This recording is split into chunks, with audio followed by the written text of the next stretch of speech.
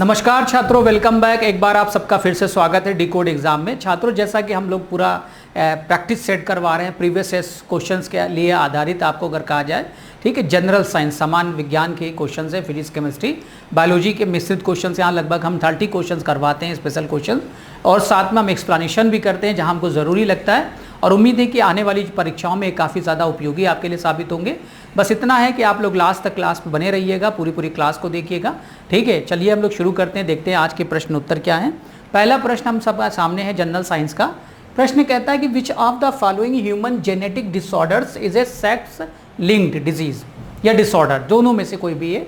कि कहता है कि निम्नलिखित में से कौन सा मानव आनुवांशिक विकार लिंग संलग्न रोग है, यानी कि एक प्रकार का, जैसे आपको पता है छात्रों की, ऐसे जेंडर डिपेंडेंट लाइक मेल और फीमेल। जैसे आपको पता है छात्रों कि हमारे अंदर 46 क्रोमोसोम्स होते हैं, 23 जोड़े, ठीक है, नर के अंदर 23 मादा के अंदर, ठीक है। आपने सुना होगा कुछ ऐसी विविधान बीमारियां विकार हैं जो कि क्रोमोसोमल एबनॉर्मलिटीज पर डिपेंड करती हैं, जैसे Turner syndrome, Down syndrome, Klinefelter syndrome, Patau syndrome, ठीक है, क्राइडुकेट सिंड्रोम, ठीक है, यहाँ पे मंगलवार्ड सिंड्रोम, तमाम तरह के सिंड्रोम आपने पढ़े होंगे।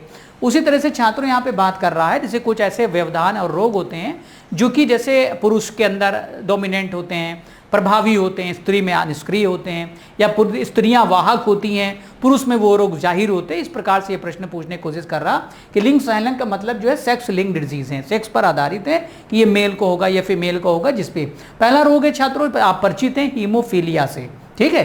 दूसरा है सिस्टिक फाइब्रोसिस, एक बीमारी होती है छात्रों।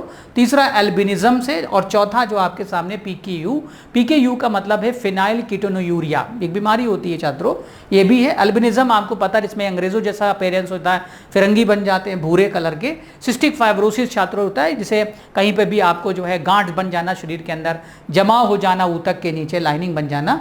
हीमोफीलिया रोग से आप अच्छी तरह से परिचित है छात्रों।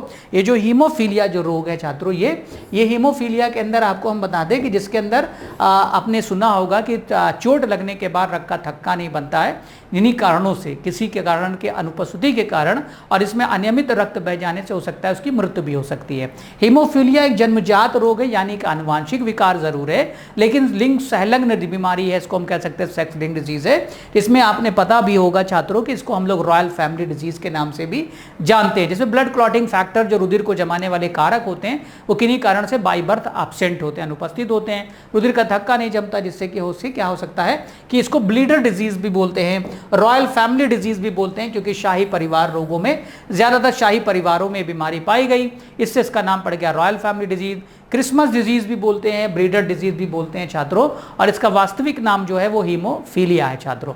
तो एक ब्लीडिंग डिसऑर्डर है जिसमें रक्तस्राव हो सकता है, और ये एक सेक्स लिंक डिजीज है due to presence of recessive genes. यहाँ पे कह रहा कि निष्क्रिय जो इसके अंदर जीन्स होता है उसके कारण होता है हीमोफीलिया का। On occurs chromosome number 17 the affected person do not generate the clotting substance thromboplastin छात्रों, जिसके अंदर ये रोग बीमारी पैदा होती है, वो ब्लड क्लॉटिंग फैक्टर को जनरेट नहीं कर पाता, जिससे कि थक्का नहीं बन पाता है छात्रों, और उससे उसके अंदर ब्लीडिंग होती रहती है। तो ये ऑप्शन ए आपका बिल्कुल यहाँ पे करेक्ट होगा छात्रों। दूसरा प्रश्न कहता है कि विच of the following branch of biology related with study of hereditary and variation छात्रों, यहाँ पे आपसे पूछ रहा विज्ञान की वो शाखा बताएं जो कि दो चीजों से संबंध रखती है। हेरिडिटरी का मतलब आनुवांशिकता से, ठीक, दूसरा विविधताओं से। वेरिएशन, एक ही परिवार में 5 बेटे, पांचों का ख्यालात, पांचों का रहन सहन, पांचों का एटीट्यूड, पांचों की शक्लें हल्का हल्का बदलाव है। ये जो वेरिएशन है छात्रों, विभिन्नताएं हैं छात्रों, आपने देखा, इसी को हम कहते हैं विभिन्नताएं। हेरिडिटरी का मतलब होता है पैतृक, आनुवांशिक, जो माता पिता से पीढ़ी दर पीढ़ी चलते हैं। इसका अध्ययन हम माइक्रोबायोलॉजी में करते हैं, इम्यूनोलॉजी में करते हैं, जेनेटिक्स में करते हैं, और एंटीमोलॉजी में करते हैं छात्रों। एंटीमोलॉजी कीट विज्ञान है, आपको पता ही है। यहाँ पे इम्यूनोलॉजी जो आपका प्रतिरक्षा विज्ञान है, और पहला है छात्रों माइक्रोबायोलॉजी है, जिसके अंदर हम सूक्ष्म जीवाणु या जर्म्स के बारे में अध्ययन करते हैं। तो दिए गए प्रश्न नंबर 2 का ऑप्शन सी यहाँ पे होगा, जिसको हम लोग छात्रों बोलते हैं यहाँ पे, ठीक है, जेनेटिक्स। और फादर ऑफ जेनेटिक्स जो जाने जाते हैं उनको बोलते हैं ग्रेगर जॉन मेंडल, जिनके बारे में आपने पढ़ लिया है। तीसरा प्रश्न बड़ा ही इंटरेस्टिंग है, निम्नलिखित में से कौन मानव शरीर में एक अवशेषी अंग नहीं है? नॉट लग जाए छात्रों, जब हमने आपसे बताया कि नॉट का मतलब होता है कि 3 विकल्प आपके सही हैं, एक विकल्प कोई गलत होता है, जब भी नॉट लग जाए। नॉट का मतलब 3 विकल्प सही है, 1 गलत है। अब चेक करना हमें कि वेस्टिजियल ऑर्गन कौन इसमें से नहीं है। अब छात्रों बात है कि अवशेषीय अंग क्या है। अवशेष का मतलब होता है रेसिडुअल, बचा हुआ, अवशिष्ट। जैसे कहते हैं छात्रों कि हमारे पूर्वजों से कुछ ऐसे अंग थे जो पूर्वजों में काफी ज्यादा विकसित थे, आने वाले समय में धीमे धीमे धीमे उनका उपयोग कम होता गया, उन पर निर्भरता, तो आज वो अवशेष के रूप में हमारे शरीर में है, लेकिन कोई खास उनका काम नहीं है। तो छात्रों ने हम अवशेषीय अंग कहते हैं। तो विभिन्न प्रकार के शरीर में अवशेषीय अंग पाए जाते हैं। इसमें अगर हम बात करें ईयर पिन्ना, कान पे देखा होगा आपने बाल, ये जो कान होते हैं कर्ण पल्लव इसे बोलते हैं, इसकी मांसपेशियों के बारे में कहे एयर पिन्ना बोलते हैं। विजडम टीथ, अक्कल दांत होते हैं जो आपको पता होगा छात्रों 4 होते हैं। फेरिंग्स जिसको हम लोग छात्रों बताते हैं कि ग्रसनी बोलते हैं, फेरिंग्स और लैरिंग्स से सब आपको पढ़ा चुके हैं हम। और थायराइड ग्रंथि छात्रों, तो यहाँ पे दिए गए विकल्प में थायराइड ग्रंथि जो हमारे गर्दन में पाई जाती है छात्रों, ये अवशेषीय अंग नहीं है। बाकी ऊपर के तीनों विकल्प बिल्कुल सही हैं। ये तीनों वेस्टिजियल ऑर्गन है, अवशेषीय अंग है। इनके अलावा भी छात्रों बहुत सारे अवशेषीय अंग हमारे शरीर में पाए जाते हैं, जैसे शरीर के ऊपर बाल का आना, पूंछ के अंदर जो है टेल बोन का पाया जाना, ठीक है छात्रों। अपेंडिक्स यानी को हम लोग कृमि रूप परिशेषिका बोलते हैं, उसका पाया जाना। निक्टेटिंग मेम्ब्रेन जो हमारी आंखों के किनारे अर्धचंद्रा का लाल रंग की जो एक लेयर होती है उसे हम बोलते हैं निमेशिका पटल या निक्टेटिंग मेम्ब्रेन। ये सभी छात्रों क्या है, ठीक है। और दुग्ध ग्रंथियों का पाया जाना, ये सभी क्या है छात्रों, वेस्टिजियल ऑर्गन है जो हमारे पूर्वजों से हमको मिले हैं और आज हमारे शरीर में बहुत ज्यादा इनका उपयोग नहीं। तो दिए गए प्रश्न के अंदर ऑप्शन डी बिल्कुल करेक्ट होगा। Thyroid gland is not a vestigial organ, इसमें थायराइड ग्रंथि का, ठीक है, कोई रोल नहीं है। चौथा प्रश्न कहता है for which of the following is a BT seeds has also been developed.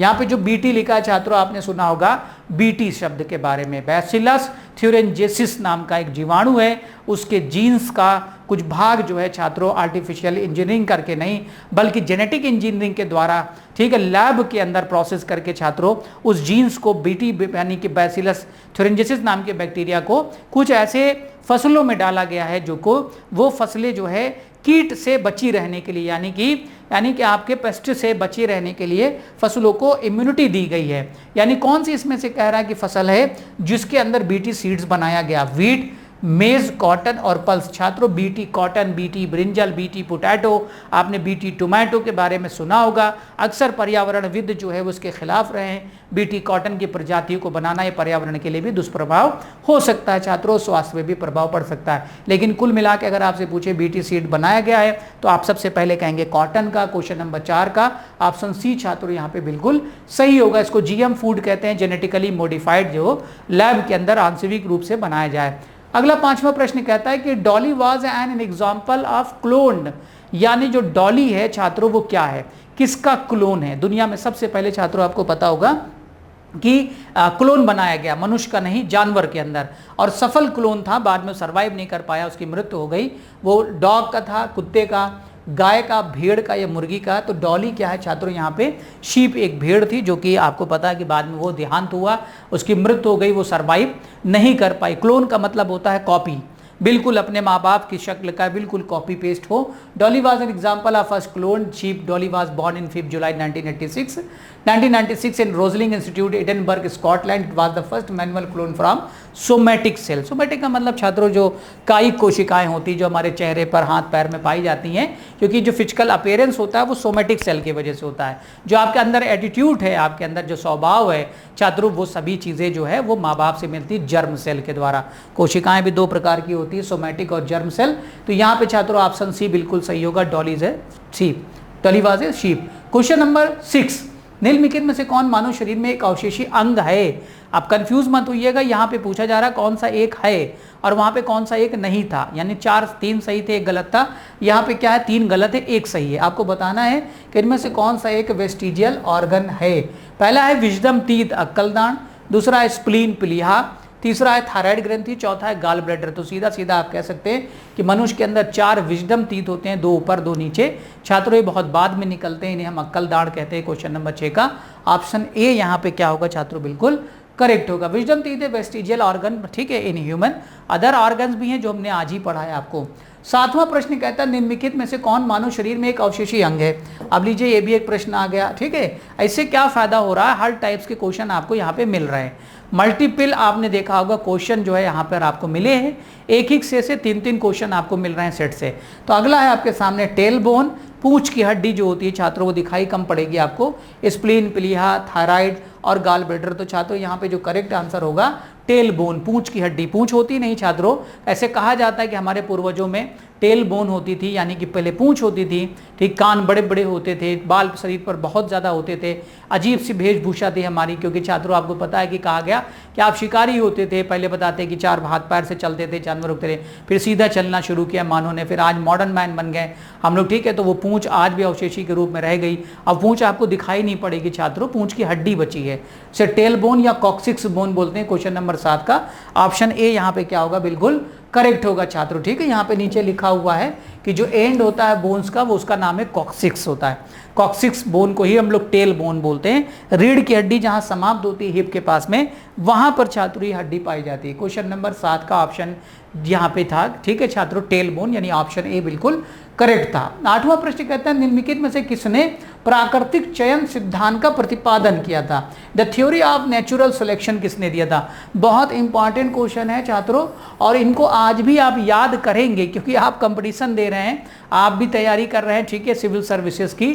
तो यहाँ पे प्राकृतिक चयन, नेचुरल सिलेक्शन और साइंटिस्ट को आपको याद रखना है, क्योंकि इनका एक सिद्धांत सर्वाइवल ऑफ फिटेस्ट, यानी ठीक उत्तरजीविता का सिद्धांत छात्रों, सर्वाइवल, संघर्ष, जिसको आप कहते हैं कंपटीशन छात्रों। यानी इन्होंने ही कहा था छात्रों कि आप जो जातियां, जो प्रजातियां अपने समय में, ठीक है, वर्तमान जातियों के साथ संघर्ष करने में सक्षम होती हैं वही आगे बढ़ती हैं। जो सक्षम नहीं होती हैं उस जातियों को समाप्त कर दिया जाता है या रिप्लेस कर दिया जाता है, वो जातियां आने वाले समय में विलुप्त हो जाती हैं।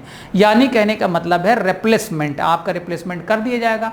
अगर आपने अच्छी मेहनत नहीं करी, उस बराबर नंबर आपने प्राप्त नहीं करे, तो आप बाहर हो जाएंगे, कहीं ये प्री में निकल जाएंगे, फिर मेंस में निकल जाएंगे, कोई इंटरव्यू में निकल जाएंगे। ऐसा नहीं कि प्री वाले जो पहुंचा वो इंटरव्यू में काबिल रहा होगा, इंटरव्यू वाला भी बहुत काबिल, क्योंकि इसने प्री मेंस दोनों दिया है छात्रों, लेकिन इंटरव्यू से बाहर हो गया। तो कहने के माने छात्रों यही है सर्वाइवल। तो यहाँ पर उनका नाम था चार्ल्स डार्विन छात्रों, एक बुजुर्ग वैज्ञानिक थे। उन्होंने चक्कर लगाया एक जहाज से पानी के, ठीक है, एक द्वीप के ऊपर, आर्चिलोपेगोलास बोलते हैं उनको, ठीक है, डार्विन नाम था। डार्विन सिद्धांत बहुत ही फेमस है, इसलिए क्वेश्चन नंबर अगर 8 में देखें तो ऑप्शन सी छात्रों क्या होगा, ये बिल्कुल यहाँ पर करेक्ट होगा, ठीक है। Darwin gave the theory of natural selection which start, इनकी किताब का नाम था ओरिजिन ऑफ स्पीसीज छात्रों, प्रजातियों की उत्पत्ति।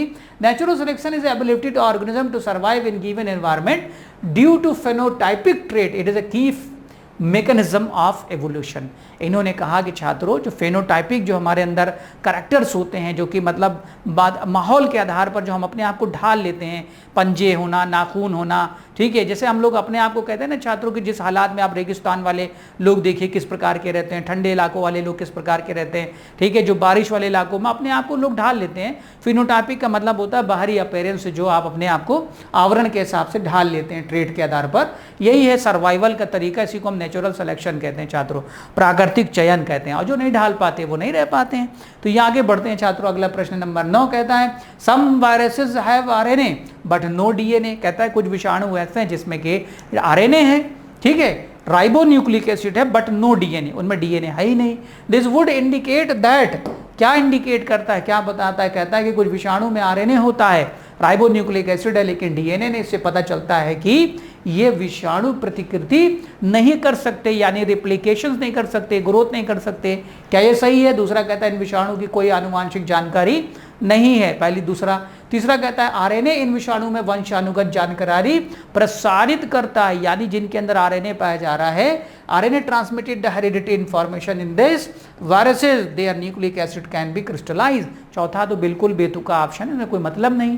तो यानी कि जिनके अंदर RNA, some viruses have DNA and some viruses are RNA, कुछ में आरएनए है और कुछ में डीएनए। तो कहने का मतलब ये छात्रों कि हम लोग जो होते हैं इंसान में, ज्यादातर हमारे सभी इंसानों के अंदर जो जेनेटिक मटेरियल है, आनुवांशिक भाग है, उसे हम डीएनए कहते हैं, डीऑक्सीराइबोन्यूक्लिक एसिड, ठीक है। और उस चीज के अंदर वायरस में आरएनए होता है, जैसे एचआईवी वायरस आरएनए वायरस है छात्रों, जैसे कि अभी आपने कोविड वायरस आया वो आरएनए वायरस, इसलिए दिए गए प्रश्न के अंदर ऑप्शन सी क्या होगा, बिल्कुल करेक्ट होगा। नेक्स्ट वन, 10वां प्रश्न कहता है आंख के दोषों में से निकट दृष्टता कहलाती है, यानी निकट दृष्टि दोष को सामान्यतः हम और किस नाम से जानते हैं।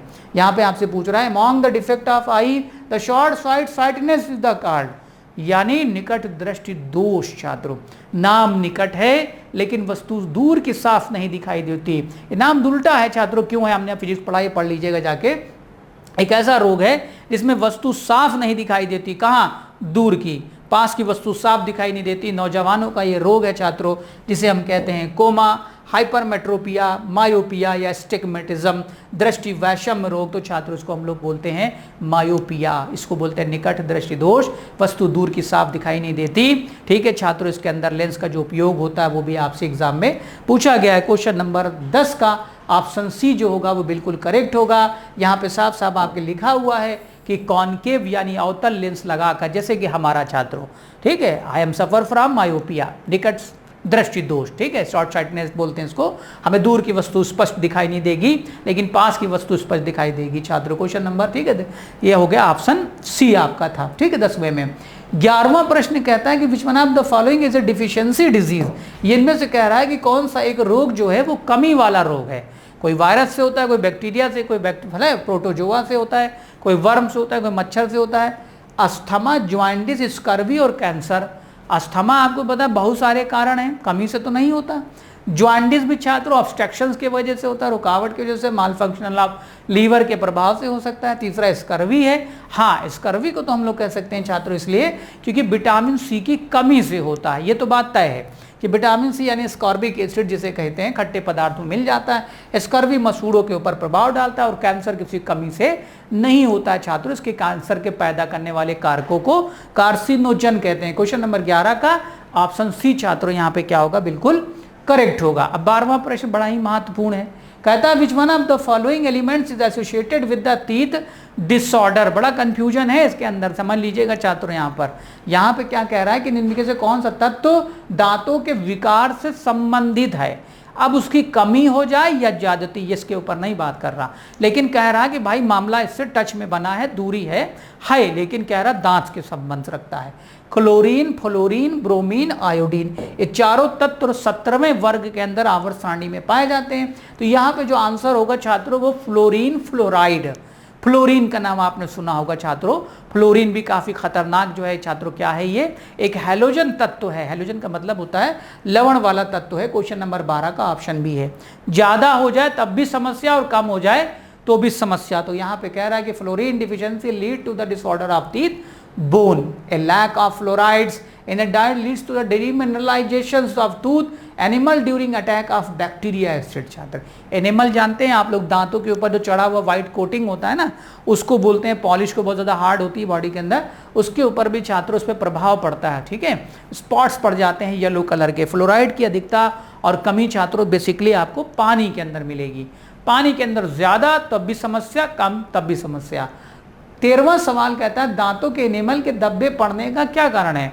यानी जो पैचेस पड़ जाते हैं येलो कलर के परमानेंट, जैसे लगता है पुड़िया उड़िया खा रहे, भाई आदमी कहे भाई पुड़िया उड़िया खाते हो का, पान खाते हो का, जरूरी नहीं छात्रों, क्योंकि वो जिस इलाके जिस जहाँ क्षेत्र से रहने वाला है या रहने वाली है छात्रों, हो सकता है कि वहाँ पर मामला गड़बड़ हो, किसके अंदर, पानी में। तो यहाँ पर आपसे पूछ रहा है कि पानी में क्लोरीन का उच्च स्तर, पानी में नाइट्रेट का उच्च स्तर, पानी में फ्लोराइड का उच्च स्तर, पानी में कैल्शियम का उच्च स्तर। तो बात वही आ गई छात्रों, इधर देखिएगा, है ना, वही बात। क्वेश्चन नंबर 13 का ऑप्शन सी आ गया फ्लोराइड।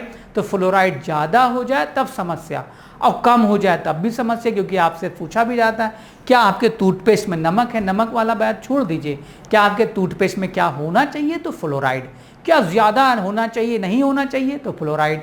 ज़्यादा हो तब भी दिक्कत, कम हो तब भी दिक्कत। क्वेश्चन नंबर 13 का ऑप्शन सी यहाँ पे छात्रों बिल्कुल क्या होना चाहिए, करेक्ट होना चाहिए। ठीक है, ये रहा आपके सामने, डेंटल फ्लोरोसिस बोलते हैं बीमारी का नाम, फ्लोरोसिस। ये देखिए डेंटल फ्लोरोसिस। तो डेंटल तो नहीं आया एग्जाम में लिख के, फ्लोरोसिस जरूर लिख के आएगा। जिस प्रकार एस्बेस्टोसिस, सिलिकोसिस के बारे में आएगा छात्रों, बिसोनोसिस के बारे में पूछा जाएगा, उसी तरह से फ्लोरोसिस के बारे में भी एग्जाम में पूछा जाएगा। 14वां सवाल, निम्नलिखित में से कौन जल प्रदूषण का उपचार है, यानी ट्रीटमेंट ऑफ। ठीक है, यहाँ पे क्या कह रहा है, वाटर पॉल्यूशन, यानी कि जल प्रदूषण को समाप्त करने के लिए कौन सा एक अच्छा सा ट्रीटमेंट है भाई। यहाँ पे बैग हाउस फिल्टर कभी सुने ना होंगे, विंड्रॉप यहाँ पे कंपोजिटिंग है, तीसरा है वेंचुरी स्क्रबर है छात्रों, और चौथे को तो आप खूब सुन चुके हैं, आरओ। अब कोई भी कंपनी को हमें प्रचार नहीं करना छात्रों, बस विशेष रूप से ध्यान दीजिएगा। आरओ जो होता है रिवर्स ऑस्मोसिस बोलते हैं इसको। ऑस्मोसिस का मतलब होता है छात्रों परासरण। परासरण भौतिक विज्ञान का एक फेनोमेना है जिसमें उच्च दाब और निम्न दाब, विलयन का प्रवाह होता है, बीच में एक फिल्टर लगा होता है, इसमें अणु कुछ होते हैं रुक जाते हैं, कुछ अणु पास हो जाते हैं, परासरण होता है। ठीक है छात्रों, अंतः और बाह्य, अंदर की तरफ और बाहर की तरफ। ठीक, लेकिन रिवर्स ऑस्मोसिस का मतलब पुनः परासरण। पुनः परासरण का मतलब छात्र हो गया रिवर्स का, कि फिर से रिसाइकिल किया गया, फिर से उसको जो है साफ किया गया। तो रिवर्स ऑस्मोसिस में जो गंदगी है उसको हमने हटा दिया, अब शुद्धिकरण किया। क्वेश्चन नंबर 14 का ऑप्शन डी अगर देखें तो छात्र ये बिल्कुल करेक्ट होगा। बहुत सारी बातें लिखी हैं, इसको पढ़ लीजिएगा फुर्सत से। 15वां प्रश्न कहता है निम्नलिखित में से कौन सा वायु प्रदूषक नहीं है। छात्रों, हमने जब कहा कि नॉट लग जाए इसका मतलब है कि 3 विकल्प सही है, एक कोई गलत है। अब चुनौती ये है आपके सामने, चैलेंज को एक को हमें ढूंढ के बाहर निकालना, एलिमिनेट कर देना है। Which one of the following is usually not an air pollutant. अब चेक करिए, पहला कह रहा हाइड्रोकार्बन पॉल्यूटेंट है कि नहीं है। तो भाई आपसे अगर कहा जाए कि भाई है, हाइड्रोकार्बन जैसे जो निकल रहा है, केरोसिन, मिट्टी का तेल आपका, ठीक है, पेट्रोल, डीजल, सब हाइड्रोकार्बन। सल्फर डाइऑक्साइड SO2 ये भी है, ये ऊपर जाता आसमान में एसिड बरसाएगा। सल्फ्यूरिक एसिड, कार्बन डाइऑक्साइड ये भी है, ग्लोबल वार्मिंग के लिए जिम्मेदार। नाइट्रस ऑक्साइड छात्रों अगर देखें तो हम लोग यहाँ पे कह सकते हैं कि ये एयर पॉल्यूटेंट का कारण नहीं है। क्वेश्चन नंबर 15 का ऑप्शन डी जो है यहाँ पर बिल्कुल करेक्ट है छात्रों। Carbon, nitrogen, sulphur, hydrocarbon, suspended particle matter, ये जो है वो आपके प्राइमरी एयर पॉल्यूटेंट हैं छात्रों। ठीक है, तो नाइट्रस ऑक्साइड जो है N2O को बोलते हैं, जिसे हम लाफिंग गैस भी कहते हैं। NO2 जो होता है वो पॉल्यूटेंट है, एक होता है NO3, एक NO2, एक N2O है छात्रों। ठीक, और N2 है। तो इस तरह में कंफ्यूजन ना रहे, इसलिए आपको पूरी क्लास करिए और समझिए चीज़ों को। 16वां प्रश्न कहता है besides CO2 the other green house gas is. भाई ग्रीन हाउस गैस आपको पता है कि वायुमंडलीय तापन में मदद कर रही हैं। हमारा जो ग्लोबल वार्मिंग है उसके लिए कुछ खास गैसेस हैं जो जिम्मेदार हैं, लेकिन कह रहा है कि CO2 के अलावा कौन सा है। भाई CO2 तो उसने बता दिया है, तो हम लोग चेक करते हैं। पहला है मीथेन, दूसरा है नाइट्रोजन, तीसरा है आर्गन और चौथा ऑक्सीजन। तो ऑक्सीजन पॉल्यूटेंट तो है नहीं, तो जरूरी है, नहीं तो प्राण चले जाएंगे। आर्गन बहुत कम मात्रा में, कोई परेशानी की बात नहीं। नाइट्रोजन बहुत ज़्यादा जरूरी, इसलिए 78% है। तो ये तीनों तो ठीक है, लेकिन अगर हम बात करें तो विकल्प ए एकदम सही होगा, क्योंकि आपके CO2 के बाद मीथेन और फिर अमोनिया, फिर नाइट्रोजन, फिर आपने देखा होगा आगे धीमे धीमे करके जब बढ़ेंगे CFC भी आगे आ रहे हैं, वो भी सभी क्या है ग्रीन हाउस गैस के लिए जिम्मेदार हैं। ठीक है, क्वेश्चन नंबर 16 का ऑप्शन है यहाँ पे छात्रों बिल्कुल करेक्ट होगा। 17वां प्रश्न कहता है is a by product of sewage treatment and can be decompose to produce biogas. भाई कह रहा है कि इनमें से कौन एक ऐसा है जो by product of sewage treatment. Sewage treatment आपने देखा होगा, जो STP प्लांट होते हैं इनको सीवेज ट्रीटमेंट प्लांट कहते हैं। आपके शहर का जितना भी मलमूत्र कचरा होता है वो छोटे छोटे टैंकों से होते हुए शहर के किनारे आपने देखा होगा एक बड़ा ट्रीटमेंट प्लांट लगा रहता है, जहां पर जो सीवेज का मलमूत्र जाता है, इकट्ठा होता है टैंक है, उसकी जो है निस्तारण किया जाता है। यानी उसका पानी अलग कर लिया जाता है, उसका जो बचा हुआ जो कचरा रहता है उसको भी अलग भेज दिया जाता है, उससे फिर गैस वगैरह बनाने में और तमाम काम में इस्तेमाल करते हैं। तो सीवेज उपचार का एक उत्पाद है जो बायोगैस का उत्पादन करने के लिए विकसित किया जाता है, वो सीवेज है। ठीक है, जो मलमूत्र आ रहा वो है। कीचड़ स्लज जो निकलता है, उत्पाद की बात कर रहे हैं यहाँ देखिएगा, by product of sewage. Sewage के बाद जो निकलेगा तो सीवेज नहीं निकलेगा, वो स्लज निकलेगा। स्लज, स्लज माने जो कचरा निकलेगा छात्रों, इसी से आगे चलकर बायोगैस वगैरह बनाई जा सकती है। नॉट सीवर, नॉट स्कम, यानी मैल, इससे कोई मतलब नहीं, मैल का मतलब जाग है, वो निकल जाएगा। क्वेश्चन नंबर 17 का अगर देखें तो ऑप्शन बी यहाँ पे छात्रों बिल्कुल करेक्ट होगा। 18वां प्रश्न बड़ा अच्छा है, ठीक है, पर्यावरण से जुड़ा हुआ प्रश्न है और काफ़ी चैलेंजिंग भी है। Who coined the Chipko slogan, किसने दिया था चिपको मूवमेंट या चिपको स्लोगन, आज किसने गढ़ा था छात्रों, ecology is the permanent economy छात्रों। चंद्र प्रकाश भट्ट, सुंदरलाल बहुगुणा और श्याम प्रसाद, ठीक है, बहुगुणा, और यहाँ पे छात्रों हैं बचनी देवी। तो आपने नाम इनका सुना होगा। एक बुजुर्ग बेचारे अब तो ख़त्म हो गए, उत्तराखंड के अंदर रहते थे, आपको पता होगा, और एक पर्यावरणविद थे। ठीक है, यानी कि इन्होंने बचाने के लिए कोशिश करा। जब वनों का बहुत ज़्यादा कटाव शुरू किया गया, औद्योगिकरण, मजबूरी भी है छात्रों। देखिए क्या है ना कि आप देखिए, अब आप डेवलपमेंट अगर आपको करना है तो आपके पास और संसाधन बचे भी क्या हैं।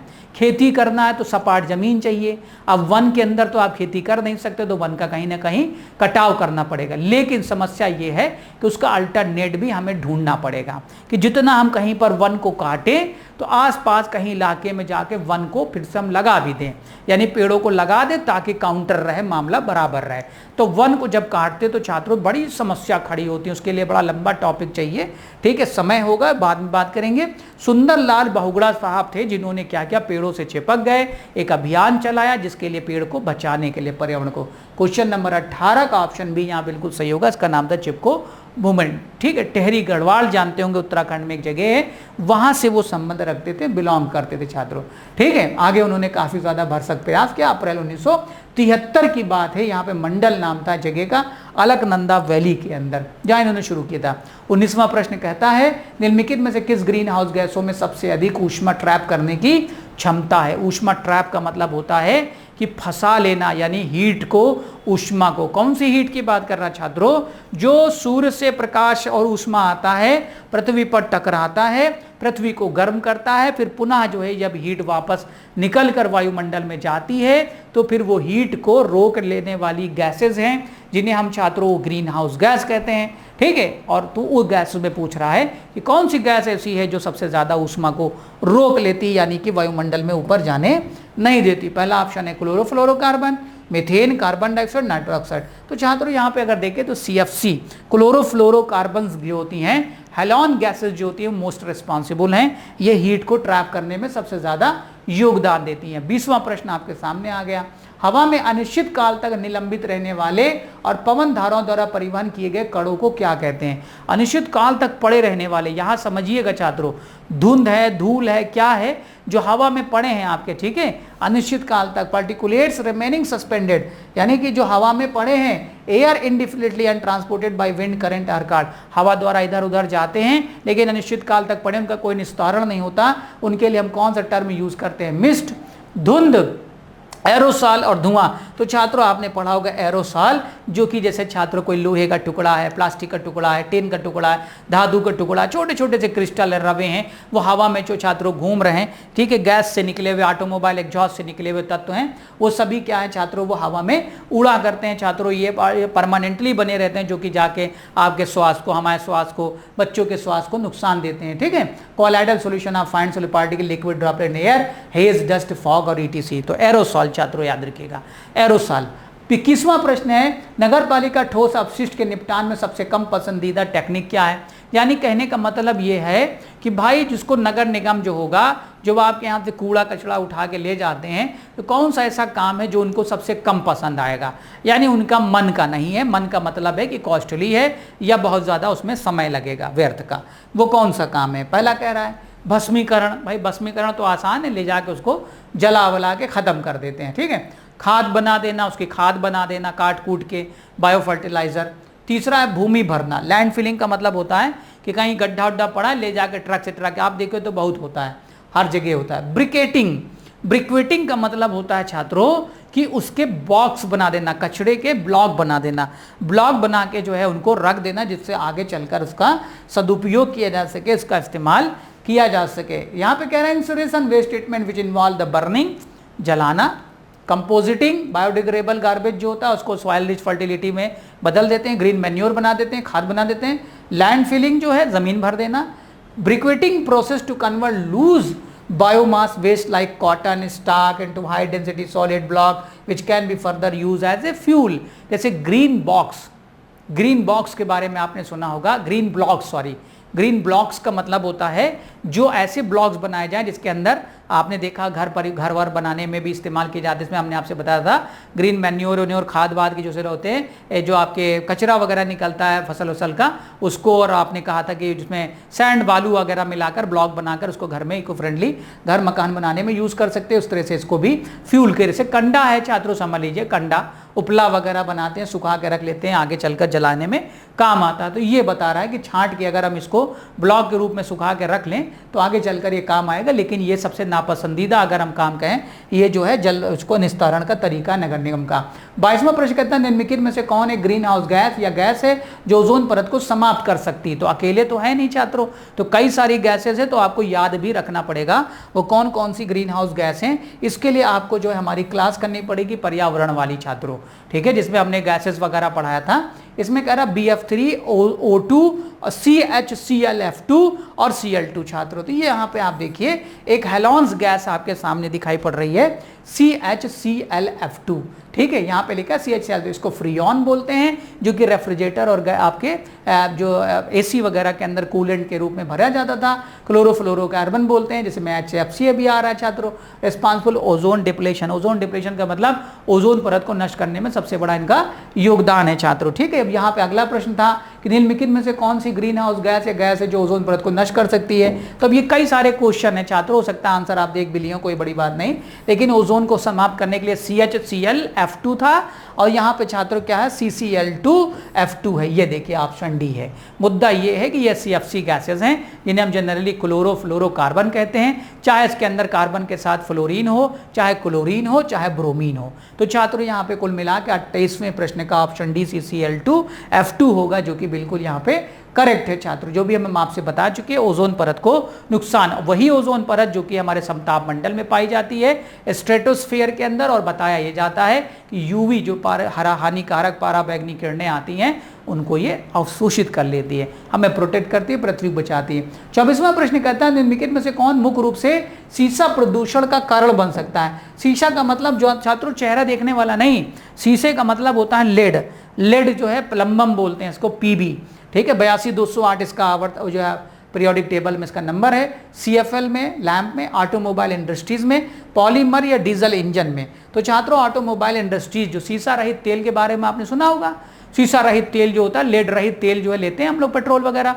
तो छात्रों लेड जो होता है वो सबसे ज़्यादा ऑटोमोबाइल एग्जॉस्ट जो इंडस्ट्रीज है वहाँ से सबसे ज़्यादा रिलीज होता है। C2H5 का होल 4 टेट्रा का, ठीक है, PB used anti knocking material है, ठीक है, ये आप स्फोटनकारी जो एक एजेंट मिलाया जाता है। This is the lead pollution occurs छात्रों से लेड का, और लेड क्या है शीशा है छात्रों, ये भी एक तरह के खतरनाक बीमारी पैदा करता है, खासतौर से नर्वस सिस्टम को प्रभावित करता है लेड। 25वां प्रश्न है what was the main M of Montreal protocol. Very good question है छात्रों, वेरी वेरी इंपॉर्टेंट भी है। अगर देखा जाए स्टॉकहोम सम्मेलन आपको पिछली कक्षा में बताया था, इसी तरह से मॉन्ट्रियल प्रोटोकॉल, क्योटो प्रोटोकॉल, तो छात्रों वियना प्रोटोकॉल, ये प्रोटोकॉल बनाए जाते हैं। एक चरणबद्ध तरीके से देश आपस में सहमति बनाते हैं और बात करते हैं कि भाई किस तरह से हम लोग पृथ्वी की रक्षा करा जाए, बचाया जाए उसको, ठीक है, पर्यावरण से सुरक्षित किया जाए। तो यहाँ पे छात्रों मॉन्ट्रियल जो है वो कनाडा का एक शहर है। मॉन्ट्रियल कनाडा का अंदर एक शहर है छात्रों, जहां पर 1987 के अंदर 16 सितंबर में एक प्रोटोकॉल बनाया गया। उस दिन जो है वो था main protection of ozone layer, ozone परत को बचाने के लिए एक प्रोटोकॉल है 16 सितंबर को। इसीलिए हर साल छात्रों क्या मनाते हैं, विश्व जो है ओजोन दिवस के रूप में मनाया जाता है। तो मॉन्ट्रियल क्या है, कनाडा में है। 1987 में इसका सम्मेलन हुआ था। 26वां प्रश्न कहता है सुपरसोनिक जेट किस परत को पतला कर रहे हैं, यानी आसमान में जो हवाई जहाज उड़ रहे हैं, ये एक होता है पैसेंजर प्लेन, एक होता है फाइटर प्लेन। जो फाइटर प्लेन होते हैं छात्रों वो हमारे पैसेंजर प्लेन से थोड़ा अधिक ऊंचाई पर उड़ान भरते हैं। आपको पता होगा छात्रों supersonic jet causes thinner of which layer, किस परत को वो नुकसान दे रहे हैं। तो छात्रों आपको पता है कि यहाँ पर जो लेयर होती है बेसिकली समताप मंडल में, उसका नाम है ओजोन लेयर। ओजोन को डिप्लेट कर रहे हैं क्योंकि उनसे निकलता है छात्रों नाइट्रस ऑक्साइड, N2O जो निकलता है वो छात्रों जाकर काफी ज्यादा ओजोन को डिप्लेट करने में, ओजोन परत को हटाने में मदद करता है छात्रों, ठीक है। ये देखिए लिखा nitrogen dioxide NO2, sorry N2O नहीं NO2 है, नाइट्रोजन डाइऑक्साइड है। 27वां प्रश्न कहता है गॉड पार्टिकल है। गॉड पार्टिकल जिसे कहते हैं ना देवी या खुदाई तत्व कौन से हैं। जहाँ छात्रों एक साइंटिस्ट थे उन्होंने ये बताया, जैसे आपने बिग बैंग थ्योरी के बारे में सुना होगा कि ब्रह्मांड की रचना एक शून्य से हुई, एकदम से विस्फोट हुआ और वो विस्फोट से आज भी हमारी ब्रह्मांड जो है विस्तार कर रहा है, यानी कि उसका निर्माण जारी है। जब से बना 13-13.5 अरब साल पहले घटना घटी थी छात्रों। तो वैज्ञानिक कहते हैं कि उस पार्टिकल के बारे में जो पूर्व से मौजूद रहा है, यहाँ से शुरुआत हुई है पृथ्वी की पूरी, उन तत्वों उन कणों के बारे में बताया गया जिसे छात्रों साइंटिस्ट थे, उनका नाम था हिग्स बोसान। बोसान पार्टिकल या गॉड पार्टिकल भी कहा गया छात्रों उन कणों के बारे में। उन्होंने बताया कि ब्रह्मांड के निर्माण से पहले सबसे पहले इनका जो है प्राप्ति हुई, इन्हें हम कहते हैं हिग्स बोसान या गॉड पार्टिकल। 28वां प्रश्न कहता है यदि विद्युत प्रतिरोध को कम करना है तो प्रतिरोध की संख्या को किस क्रम में जोड़ा जाना चाहिए। छात्रों प्रतिरोध क्या होता है, धारा के मार्ग में आने वाली रुकावट को बोलते हैं, जिसका सिंबल जो है आर होता है, इसका मात्रक ओम होता है। प्रतिरोध जो होता है छात्रों आपको पता ही होगा, दो क्रम होते हैं, सीरीज और पैरेलल, यानी कि श्रेणी क्रम और समानांतर क्रम। तो आपको इससे पहली कक्षा में भी हमने आपको पढ़ाया था भौतिक विज्ञान में, फिजिक्स की क्लास में विद्युत धारा में। तो उसमें छात्रों क्या होता है कि पैरेलल और सीरीज में जो होता है वो सम ऑफ जो है उनका एग्रीगेट वैल्यू ज़्यादा आती है। जैसे 2-2 ओम के 3 तार हैं, अगर आप श्रेणी में जोड़ेंगे तो 2-2-2 अगर जोड़ेंगे तो 6 ओम आएगा। अगर छात्रों आप उनको पैरेलल में जोड़ेंगे तो 1/2 1/2 1/2 यानी 3/2, जब पलटेंगे तो 2/3 हो जाएगा। यानी कि अगर आप समानांतर क्रम में जोड़ेंगे प्रतिरोधों को तो छात्रों विद्युत धारा में आपका प्रतिरोध की मात्रा कुल प्रतिरोध से कम आएगी। यानी दिए गए प्रश्न में क्वेश्चन नंबर 28 का ऑप्शन बी यहाँ पे होगा पैरेलल। छात्रों 29वां प्रश्न कहता है इलेक्ट्रॉनों को तेज करने के लिए यानी मूवमेंट ऑफ इलेक्ट्रॉन को स्पीड देने के लिए किस को प्राथमिकता दी जाती है। एक डिवाइस है, एक प्रोसेस है जिसके तहत उनको betatron, cyclotron, synchrotron, Van de Graaff generator. तो साइक्लोट्रॉन भी आपने सुना होगा छात्रों, यहाँ पे एक इंस्ट्रूमेंट समझ लीजिएगा बीटाट्रॉन, जिसके तहत इलेक्ट्रॉनों की गति को तेज किया जाता है यानी उनकी स्पीड को बढ़ाया जाता है। 29 का ऑप्शन ए छात्रों यहाँ पे क्या होगा, बिल्कुल करेक्ट होगा। 30वां प्रश्न है स्थिर दाब पर। स्थिर दाब का मतलब प्रेशर कांस्टेंट है। इसमें कह रहा है किसी गैस के निश्चित द्रव्यमान का आयतन उसके परम ताप के समानुपाती होता है। ये किसका नियम है, बॉयल्स का, चार्ल्स का, गैलुसाक का, अवागार्डो। केमिस्ट्री का सवाल है छात्रों। तो चार्ल्स लॉ जो होता है V1 T1 is equal to, आपने पढ़ा होगा T1 is equal to V2 upon T2 छात्रों। ये जो है ये आपके चार्ल्स यानी कि ऑप्शन बी का आंसर आपका यहाँ पे बिल्कुल यहाँ पे करेक्ट होगा छात्रों। तो ये थे आपके आज के 30 बहुत उम्दा सेलेक्टेड क्वेश्चन थे। इसी तरीके से छात्रों हम लोग मिलते रहेंगे, ये प्रैक्टिस कराते रहेंगे। उम्मीद है कि आपने पूरी क्लास करी होगी छात्रों। इसी आपका बहुत बहुत शुक्रिया पूरी क्लास करने के लिए। जल्दी हम मुलाकात करेंगे। ऑल द बेस्ट सभी लोगों को, थैंक यू।